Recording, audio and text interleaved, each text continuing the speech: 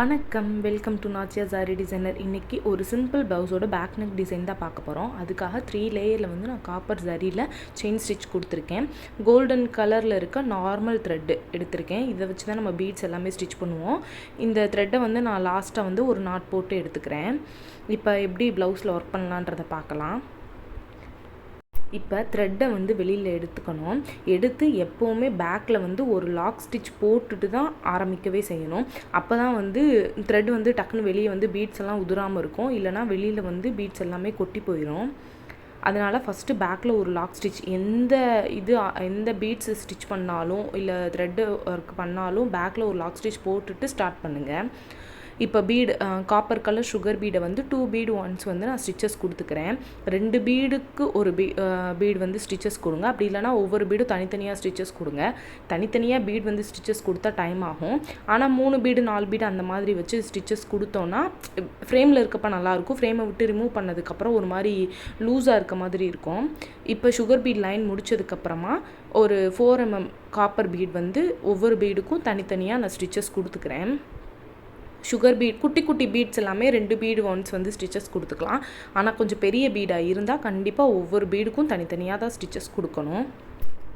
லைட்டிங்க்கு இது பார்க்குறதுக்கு வந்து கோல்டு மாதிரி தெரியுது. ஆனால் இது வந்து copper bead, copper zari, copper sugar bead, copper பீடில் தான் ஃபுல் ஒர்க்குமே பண்ணுறேன். இப்போ இந்த 4 mm பீட் லைன் ஃபுல்லாக முடித்ததுக்கு அப்புறமா திரும்ப நம்ம இன்னொரு லைன் வந்து சுகர் பீட் கொடுக்க போகிறோம். இதுதான் வந்து பேசிக் ப்ளவுஸோட டிசைன். இதை ஃபுல்லாக வந்து கம்ப்ளீட் பண்ணதுக்கப்புறமா இதை மட்டுமே வந்து ரொம்ப ரொம்ப சிம்பிளாக கேட்குறவங்களுக்கு இந்த டிசைன் மட்டுமே போதுமானது. அதாவது பேசிக் லைன்ஸ் மட்டுமே ரொம்ப ரொம்ப போதுமானது. இல்லை கொஞ்சம் ஹெவியாக வேணும்னா நீங்கள் அரும்பு டிசைன் அந்த மாதிரி ஏதாவது வந்து கொடுத்து ஃபினிஷ் பண்ணி கொடுத்துக்கலாம். இப்போ நான் சிம்பிள் பேக் நெக்லேயே கொஞ்சம் இன்னும் ஒரு 2 பார்டர் சேர்த்து இருக்கிற மாதிரி தான் நான் ஒர்க் பண்ண போகிறேன்.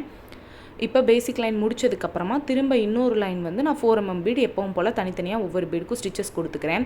இப்போ 2 பீடுக்கும் சென்டரில் இருக்க மாதிரி ஒரு 4 mm பீட் ஒரு சுகர் பீட் வந்து கொடுக்க போகிறேன். இப்போ ஒரு பீடு கேப் விட்டு அடுத்த பீடில் அந்த பீடுக்கு உள்ளேருந்து நான் த்ரெட்டை வந்து வெளியில் எடுக்கிறேன். அப்போ தான் அதுக்குள்ளேருந்து இருக்க மாதிரி மெர்ஜாகி இருக்க மாதிரி இருக்கும். இப்போ ஒரு 4 mm பீட் சுகர் பீட் வச்சு அங்கேயே வந்து நான் நாட் போட்டு முடிச்சுக்கிறேன். இல்லை நீங்கள் த்ரெட்டை வந்து கண்டினியூ பண்ணி எடுத்துகிட்டு போகிறீங்கனாலும் எடுத்துகிட்டு போகலாம். அடுத்து ஒரு பீட் விட்டு இன்னொரு பீட் த்ரெட்டை எடுத்து ஒரு லாக் பண்ணிவிட்டு அதுக்கப்புறமா ஒரு 4 mm பீட் ஒரு சுகர் பீட் வச்சு நாட் போட்டு முடிச்சிடணும். நல்லா பார்த்துக்கோங்க. அடுத்து ஒரு பீட் விட்டு இன்னொரு பீடுக்குள்ளே போய் த்ரெட்டை எடுத்து லாக் பண்ணிவிட்டு ஒரு 4 mm பீட் ஒரு சுகர் பீட் வச்சு நாட் போட்டு முடிச்சிடணும். இதே மாதிரி கம்ப்ளீட் பண்ணிங்கன்னா பார்க்குறதுக்கு ரொம்பவே நீட்டாக அழகாக இருக்கும். இப்போ நீங்கள் அந்த 4 mm பீட்க்கு அடுத்து சுகர் பீட் லைன் கொடுத்துட்டு கூட இன்னும் கொஞ்சம் பார்டர் பெருசாக வேணும்னா கூட நீங்கள் அந்த மாதிரி பண்ணிக்கலாம். இதவே தான் பேக் நெக் ஃப்ரண்ட் நெக்குக்கு கொடுத்துருக்கேன். ஸ்லீவ்க்கும் இதவே மாதிரி கொடுத்து நீங்கள் கம்ப்ளீட் பண்ணிக்கிறதுனால பண்ணிக்கலாம்.